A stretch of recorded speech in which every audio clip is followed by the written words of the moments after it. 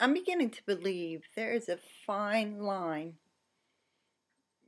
out there that's, I don't know if it's treading, if we're treading the fine line, if we're overcrossing the fine line, if we're avoiding the fine line, or if you'd want to call it boundaries.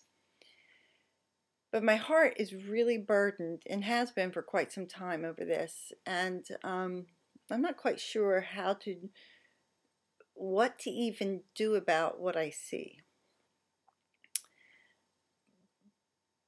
But what I'm struggling with is the world today, and the fact that it's getting smaller and smaller. I live in the northeast section of the United States, and there is much diversity up here. I don't live in the Bible Belt, so it's a much more liberal mentality and belief system here in the Northeast than where I'm from in the South. And what I'm seeing, that the diversity is really good because it opens your mind, it broadens your horizons, it makes you more accepting of others, it makes you more understanding when you can see their point of view because of their culture, because of the background, the places that they come from. So it's a very beneficial thing to have diversity.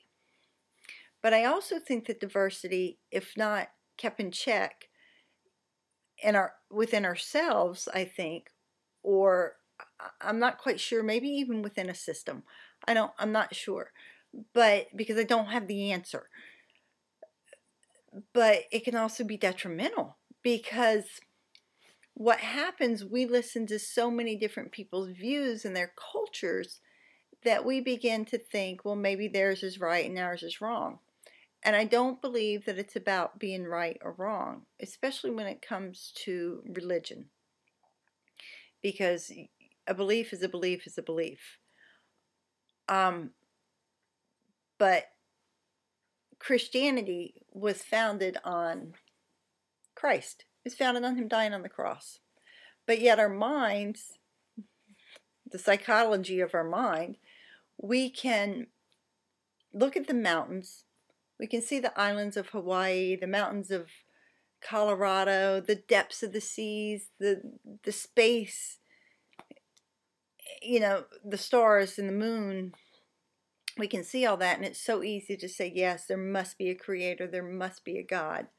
But we can't take the simple fact to say that God planted the seed in Mary to birth baby Jesus by a virgin. So our faith in Christianity is weakening because we are trying to be so diversified and politically correct as to not make somebody angry or not to offend somebody or to say our way is the right way. It's not about being right, and it's about knowing what you believe, because your foundation has to be firm. I mean, in the Bible, Jesus speaks about the parable of building your house on a firm foundation, not a foundation of sand. And what's happening, because the world is getting smaller, because there's so many different points of view, we don't even know what we believe anymore. And so people choose to believe nothing. They say, I'm an atheist. Or they believe the scientific, what's it called? I can't even think of it right now. But, we go off on this scientific probe and, God's a mind. I've heard God being referred to as a mind. And yet people will say they're a Christian and they want to be called a Christian because evidently there's some sort of status with being a Christian, but yet they're not sure if they believe in Jesus Christ. So I'm really torn about what's happening to the Christian foundation, the foundation of Christianity, because this younger generation's coming up that they don't know if they're coming or going because there's so many different worldviews and so many different views, and nobody can prove anything. There's just a knowing in your heart. And so one of the things, if somebody is adamant where they stand and what they believe nowadays, we think that they're being narrow-minded, stubborn. But what's wrong with knowing what you believe? There's nothing wrong with it. It doesn't mean that you're not acceptable or respectable of somebody else's beliefs.